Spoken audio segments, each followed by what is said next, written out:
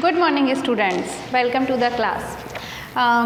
Hard words कर लिए थे, वर्ड मीनिंग्स कर लिए थे, chapter number 8 food we eat, है ना। इसके अब हम करते हैं आज स्पेशल टर्म्स लिखवाती हूँ कुछ मैं आपको इंपॉर्टेंट टर्म्स, जिससे कि आपको कुछ बातें अच्छे से क्लियर पता रहेंगी। उसके बाद हम करेंगे एक्सरसाइज, ठीक है। तो फटाफट आ जाओ। और सबसे पहले हम लिखेंगे कि हार्वेस्टिंग किसे कहते हैं। जब कोई किसान बीज बोता है, उसके बाद उसकी फसल बन जाती है तो उसे कटाई करता है, कटाई करके काट कर उस फसल को फिर उसके अच्छे ढेर बना कर रखता है, उसको हम हार्वेस्टिंग कहते हैं, ठीक है। तो ये छोटी छोटी सी टर्म्स हैं जो आपको पता होनी चाहिए, तो वो मैं आपको लिखवा देती हूँ। तो फर्स्ट इज हार्वेस्टिंग। हार्वेस्टिंग इसे क्या कहते हैं? GATHERING, gathering. गैदरिंग मतलब होता है इकट्ठा करना। गैदरिंग अ राइप, राइप मतलब होता है बिल्कुल पका हुआ, मतलब अच्छे से पूरा पक जाने के बाद। कच्ची फसल कोई नहीं काटता, ठीक है। Crop from the fields.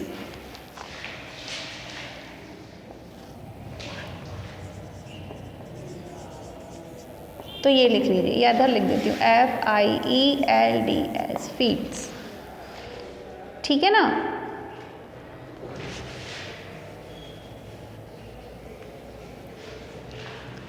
फिर हम लिखते हैं प्रोसेस्ड फूड। प्रोसेस्ड फूड किसे कहते हैं? जब जो हमारे नेचुरल फूड होते हैं, जब खेतों में कुछ उगाया जाता है, चाहे फिर वो स्पाइसेस हों, चाहे फार्म्स में उगाए हुए हमारे वेजिटेबल या फ्रूट्स हों, या फिर हम जो सीरियल्स वगैरह उगाते हैं, उनको जब हम स्पेशल ट्रीटमेंट देते हैं, उनको एक पर्टिकुलर स्पेशल प्रोसेसिंग की जाती है, कुछ प्रोसेस से गुजारा जाता है ताकि उनको हम बहुत दिनों तक सेव करके रख सकें, और उसे हम कहते हैं प्रोसेसिंग करना, ठीक है। तो ऐसे फूड को कहते हैं प्रोसेस्ड फूड। ये सब जो भी आप खाते रहते हो, जैसे कि हम तेल वेल निकालते हैं, उसे हम कहते हैं प्रोसेस करना, ठीक है। तो प्रोसेस्ड फूड का मतलब हुआ फूड, ऐसे लिख दो, when food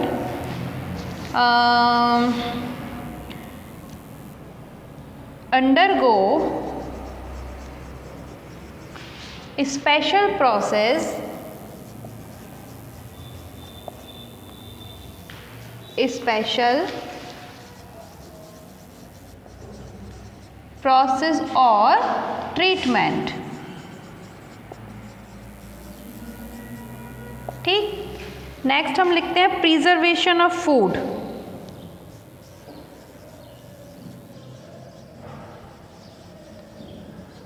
preservation of food, तो इससे क्या होता है, हम उसके अंदर कुछ कुछ चीज़ें ऐसी मिलाते हैं जिससे कि वो बहुत दिनों तक बैक्टीरिया वगैरह उसमें ग्रो ना कर पाए, वो सड़े नहीं, है ना, वो ख़राब ना हो।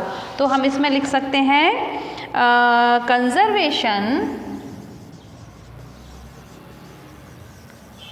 Of food to prevent, prevent मतलब बचाना, to prevent its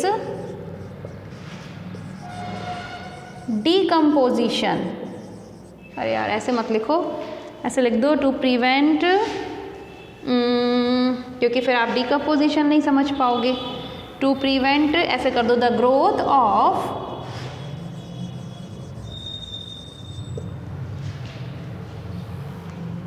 माइक्रोब्स। अब आपको माइक्रोब्स पता है क्या होते हैं, है ना।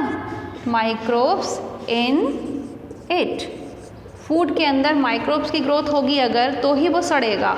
तो हम कंजर्वेशन का मतलब सुरक्षित करना, उसको ऐसे सेव करते हैं जिससे कि उसके अंदर माइक्रोब्स की ग्रोथ हो ही ना। अब कैसे कैसे किया जाता है प्रिजर्वेशन, उसके अलग अलग प्रोसेस होते हैं। आपको पता है, जो मम्मी अचार डालती है, अचार बनाती है, तो उसमें या तो ढेर सारा तेल डाल कर रखती है या फिर ढेर सारा नमक डाल के रखती है। तो ये सब चीज़ें उनको डिकम्पोजिशन, ये भी एक प्रिजर्वेशन का तरीका है, ठीक है। अगर ऐसा नहीं करेंगे तो जल्दी ख़राब हो जाएगा। इसी तरीके से जो अपन देखते हैं लीची वगैरह होते हैं, पीच होते हैं, ये आपको बोटल्स में भरे हुए दिखाई देंगे, लिक्विड जैसे, है ना। किसी लिक्विड में डाल के इनको बोटल्स में रखते हैं दुकानों पे, वो भी प्रिजर्वेशन का एक तरीका होता है। इसी तरीके से हमने देखा था कि मटर होते हैं, वो अपनी ब्रोकली होती है, स्पिनच होती है, ये सब फ्रिज में रखे जाते हैं बहुत ठंडे टेम्परेचर पे, तो वो भी प्रोसेसिंग होती है, सब प्रिजर्वेशन होता है। तो प्रिजर्वेशन के बहुत सारे तरीके को है, जैसे कोल्ड स्टोरेज हो गया, ऑयल डालकर हो गया, नमक सॉल्ट करके हो गया, और इस तरीके से हमने कैन करके हुआ तो कैनिंग या फिर कोल्ड स्टोरेज, ये सब के सब इसके प्रोसेसेस होते हैं। तो एग्जाम्पल में हम लिख सकते हैं, इसके एग्जाम्पल लिख सकते हैं हम फ्रीजिंग,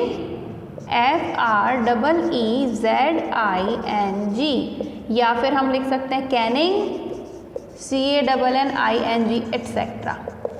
ठीक है, तो ये हो जाता है आपका प्रिजर्वेशन ऑफ फूड। फिर नेक्स्ट आता है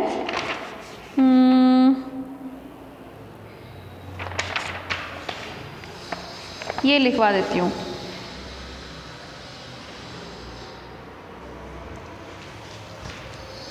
लिख लिया, इसको लिख लो पहले से।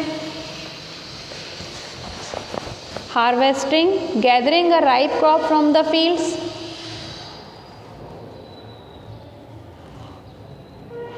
processed food, when food undergo special process or treatment, preservation of food, conservation of food to prevent the growth of microbes in it, example freezing, canning etc. ठीक है ना। अब नेक्स्ट लिखते हैं अपन, कुछ और भी डेफिनेशंस हैं जो इस चैप्टर में आई हैं और आपको पता होनी चाहिए।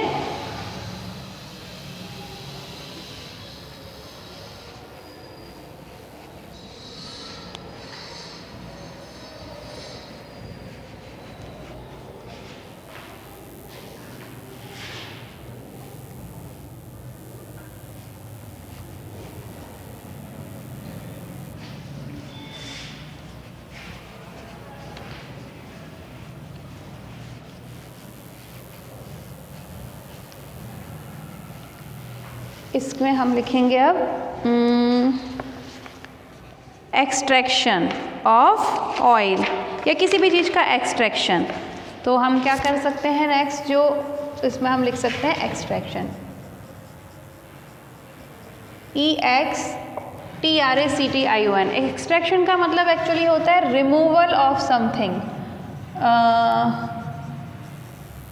Removing something.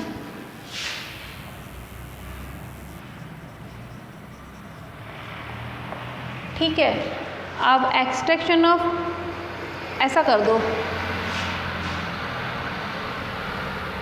फिफ्थ लिखो extraction of oil,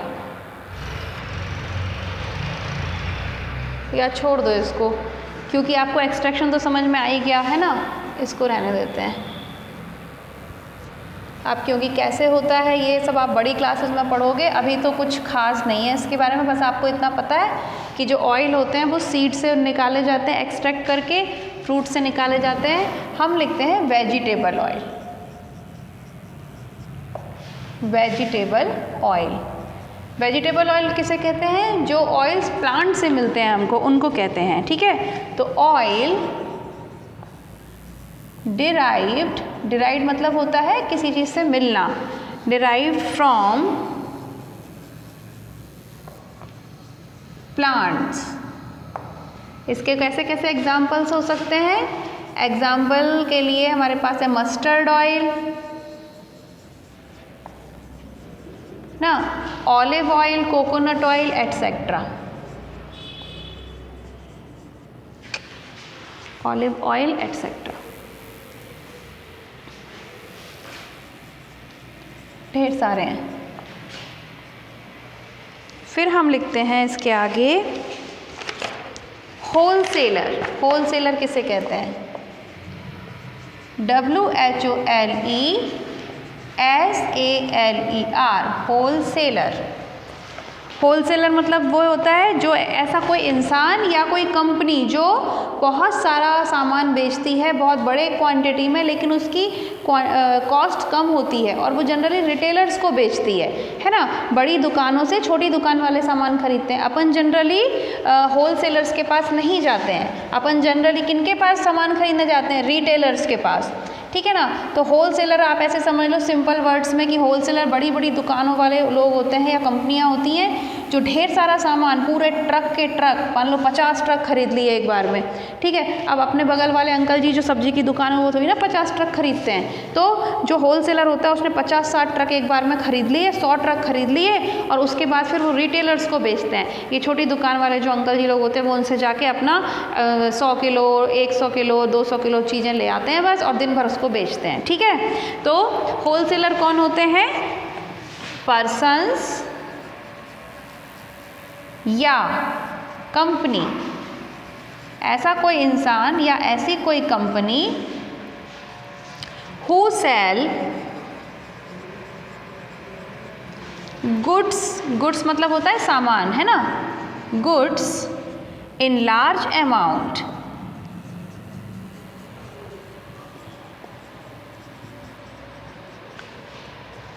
at low prices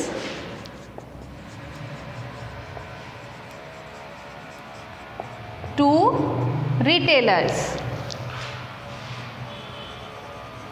और रिटेलर्स इनको सारा का सारा यूज़ तो करेंगे नहीं, ये वापस रीसेल करेंगे, ठीक है ना। रीसेल मतलब दोबारा बेचेंगे। अच्छा, एक और बात ये कि जैसे अब आपको कभी मम्मी लोगों को आपने सुना होगा बात करते हुए कि भाई कपड़े लाने हैं तो शादी है घर में तो हमें 50 साड़ियाँ चाहिए, 50 साड़ियाँ हम इधर से खरीदेंगे तो महंगी पड़ेगी, चलो हम शहर से खरीद के लाते हैं वहाँ पे थोक की दुकान से। तो वही हो गया होलसेलर। होलसेलर को थोड़ी ना पता है कि आपकी मम्मी को शादी में देनी है, उन्होंने सोचा कि भाई 50 साड़ियाँ एक बार में जा रही हैं, 50 साड़ियाँ वो थोड़ी कम क्योंकि वहाँ पे सस्ती मिल जाएंगी, ऐसे बात करते हैं ना पेरेंट्स। तो अपने घर में देखना वो बोलेंगे वहाँ पे सस्ती पड़ेंगी। सस्ती क्यों पड़ेंगी? क्योंकि होलसेलर जो होता है वो लो प्राइसेस पे बेचता है, लेकिन बहुत सारा सामान बेचता है लार्ज अमाउंट में। वो एक साड़ी नहीं देगा आपको, अगर आपने 100 साड़ियाँ खरीदी 200 साड़ियाँ खरीदी तब तो वो दे देगा उसकी प्राइस कम करके। लेकिन अगर आप ये सोचो कि हमें एक साड़ी लेने जाना है और इतनी दूर, तो वो होलसेलर देगा तो कोई नहीं देगा।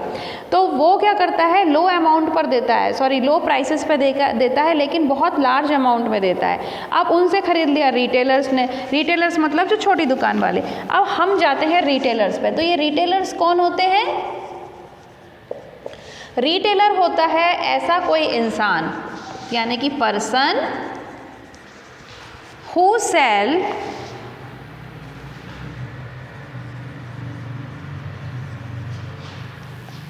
गुड्स इन स्मॉल क्वांटिटी या स्मॉल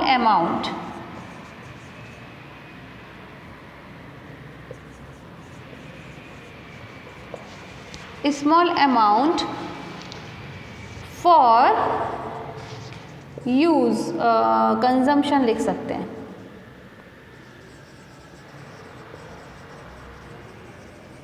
अब एक और चीज़ ध्यान से सुनना, ये जो होते हैं होलसेलर से अगर मान लो कोई 150 साड़ी लेगी कोई लेडी, तो वो क्या सारी की सारी खुद पहनेगी? नहीं पहनेगी। 200 साड़ियाँ वो वापस बेचेगी या किसी को देगी, यानी कि पूरा का पूरा खुद यूज़ नहीं करेगी। लेकिन रिटेलर से जो हम थोड़ा सा सामान खरीदते हैं वो हम खुद यूज़ करते हैं। इसका मतलब हो जाता है कंजम्पशन। कंजम्पशन का मतलब उसको यूज़ करने के हिसाब से खरीदते हैं, है ना। आप अगर रिटेलर के पास से सब्जी लेकर आओगे या आपने 2 साड़ियाँ खरीद ली 3 साड़ियाँ खरीद ली, तो आप खुद ही उसको यूज़ कर लोगे, आप उसको बेचोगे तो नहीं मार्केट में। लेकिन जो 500 साड़ी लेकर आ रहा है तो ऑब्वियसली वो कहीं ना कहीं बेच रहा है। तो ये जो होते हैं उनकी बातें होती हैं कि उनकी इंपॉर्टेंट बात क्या होती है कि उनकी प्राइस कम होती है लेकिन ज़्यादा अमाउंट में ख़रीदते हैं, ठीक है। जनरली रिटेलर्स खरीदते हैं इससे। लेकिन जो रिटेलर होता है वो ऐसे लोग होते हैं जो सामान का कम अमाउंट बेचते हैं और वो जनरली यूज़ के लिए होता है। जो खरीदता है, हम जो कस्टमर्स होते हैं वो अपने ही यूज़ के लिए खरीदते हैं, ठीक है। तो ये लिख लीजिए। और लास्ट एक और इम्पॉर्टेंट टर्म होती है वो है कंज्यूमर।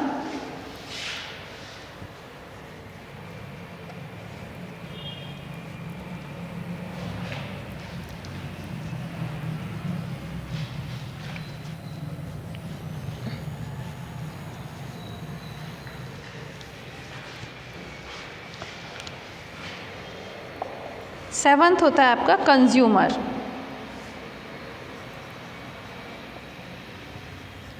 कंज्यूमर कौन होते हैं? हम लोग, ठीक है। बायर्स कह सकते हैं हमें, या फिर कस्टमर कह सकते हैं। तो हम कह सकते हैं BUYERS, ऐसे खरीदने वाले लोग, बायर्स हु परचेज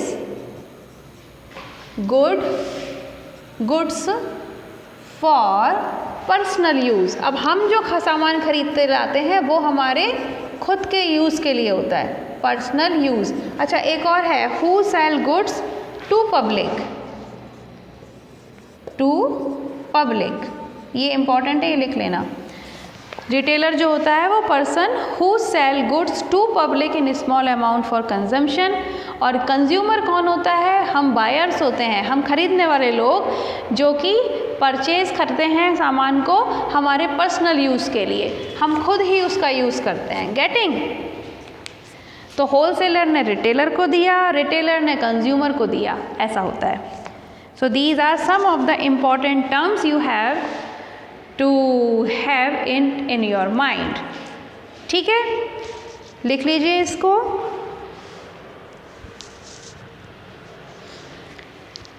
अब नेक्स्ट वीडियो में मैं आपको एक्सरसाइज कराऊंगी, कुछ काम बुक का होगा जिसमें कि हमारा होगा फिलअप्स और टिक द करेक्ट ऑप्शन और ट्रू फॉल्स, बाकी आपको कॉपी में करना होगा।